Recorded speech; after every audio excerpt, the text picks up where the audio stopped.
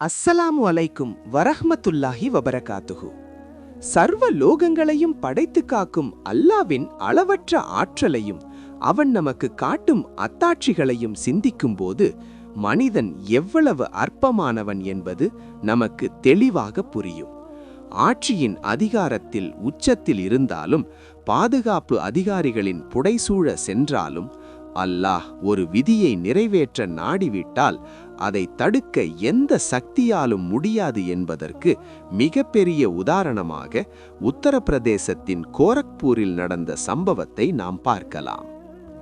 முஸ்லிம் சகோதரர்களுக்கு எதிராக கடுமையான அடக்குமுறைகளையும் கொடுமைகளையும் கட்டவிழ்த்து விட்டாலும் தான் பாதுகாப்பாக இருப்பதாக நினைக்கும் உத்தரப்பிரதேச முதல்வர் யோகி ஆதித்யநாத் அவர்களுக்கு அல்லாஹ் கொடுத்த ஒரு சிறிய எச்சரிக்கையாகவே கோரக்நாத் மேம்பால திறப்பு விழாவின் போது நடந்த சம்பவத்தை நாம் பார்க்க வேண்டும்.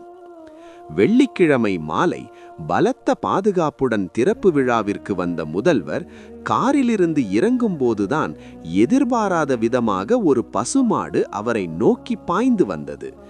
இதை வெறும் தற்செயலான சம்பவமாக ஒதுக்க முடியாது.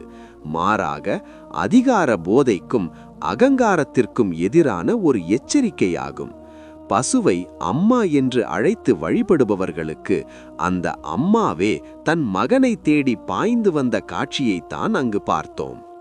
பாசமுள்ள மகனை கண்டதும் கட்டித் தழுவ ஓடி வந்த அம்மாவைப் போலத்தான் அந்த பசுவின் வருகை இருந்தது. ஆனால் அதை பாதுகாப்பு குறைபாடாக கண்டு ஏழை முனிசிபல் கமிஷனரை சஸ்பெண்ட் செய்த நடவடிக்கை எவ்வளவு முரண்பாடானது!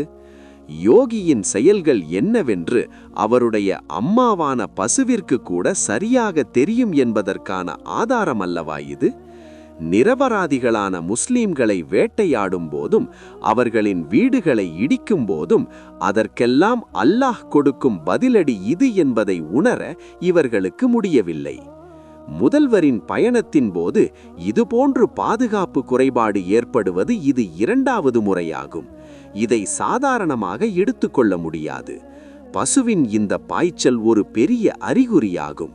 இப்போது பாடம் கற்றுக்கொள்ளவில்லை என்றால் நாளை காத்திருப்பது இதைவிட பெரிய சோதனைகளாக இருக்கும் என்ற நினைவூட்டல். அதிகாரிகளை சஸ்பெண்ட் செய்ததாலோ பாதுகாப்பை அதிகரிப்பதாலோ அல்லாவின் முடிவுகளை தடுக்க முடியாது.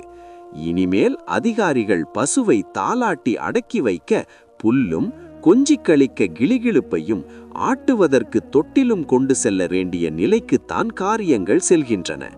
அல்லாவின் சோதனைகள் எந்த வடிவத்திலும் வரலாம். சில சமயங்களில் அவர்கள் கடவுளாக பார்க்கும் விலங்குகளின் வடிவத்திலும் வரலாம். இந்த சம்பவத்திலிருந்து பாடம் கற்றுக்கொண்டு அகங்காரத்தை விட்டுவிட்டு நீதியோடு செயல்பட தயாராகவில்லை என்றால் அல்லாவின் தண்டனை இதைவிட கடுமையாக இருக்கும். அதிகார மமதையில் எதை வேண்டுமானாலும் செய்யலாம் என்று நினைப்பவர்களுக்கு அல்லாவின் படை எந்த நேரத்திலும் வந்து சேரும் என்ற நிதர்சனத்தை இந்த சம்பவம் நினைவூட்டுகிறது. எல்லாம் வல்ல இறைவன் நம்மை நேர்வழியில் செலுத்துவதோடு அரச பயங்கரவாதங்களிலிருந்தும் அக்கிரமங்களிலிருந்தும் நம் சமுதாயத்தை பாதுகாத்தருள்வானாக. ஆமீன். அஸ்ஸலாமு அலைக்கும்.